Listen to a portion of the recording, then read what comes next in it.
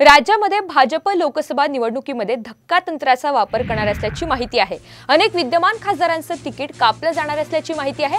यामध्ये प्रीतम मुंडे यांच्या ऐवजी पंकजा मुंडे यांना बीडमधून उमेदवारी देण्याबाबत विचार सुरू असल्याची माहिती आहे।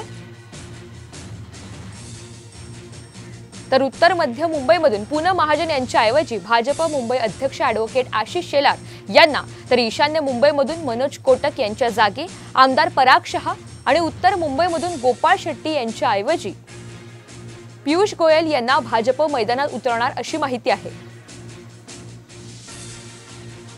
तर दुसरीकडे दक्षिण मुंबईमधून विधानसभा अध्यक्ष ॲडव्होकेट राहुल नार्वेकर यांच्या नावाची जोरदार चर्चा आहे। या संदर्भातली अधिकची माहिती आपल्याला सूरज सावंत देत आहे। सूरज, राज्यामध्ये भाजप लोकसभा निवडणुकीमध्ये आता धक्कातंत्राचा वापर करणार असल्याची माहिती आहे। काय आहे भाजपचा प्लॅन?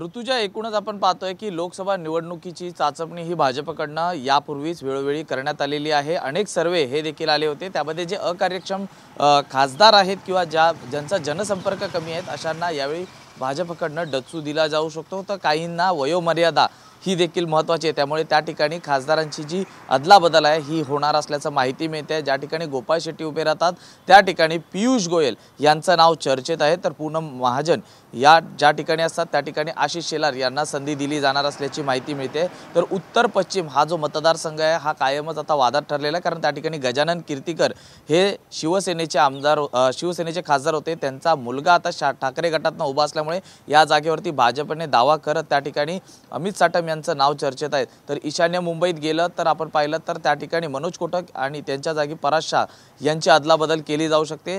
तर दक्षिण मुंबईतली जागा ही शिंदे गटाची जरी असली तरी त्या ठिकाणी आता राहुल नार्वेकर हे कामाला लागलेले आहेत। एकूणच भाजपने अनेक ठिकाणी नवे चेहरे देण्याची सुरुवात केलेली आहे। प्रीतम मुंडेंच्या जागी पंकजा मुंडेंचं नाव चालू आहे। तर संभाजीनगर चारही विद्यमान खासदारांना या ठिकाणी डच्चू मिळण्याची शक्यता आहे। धन्यवाद सविस्तर माहितीबद्दल।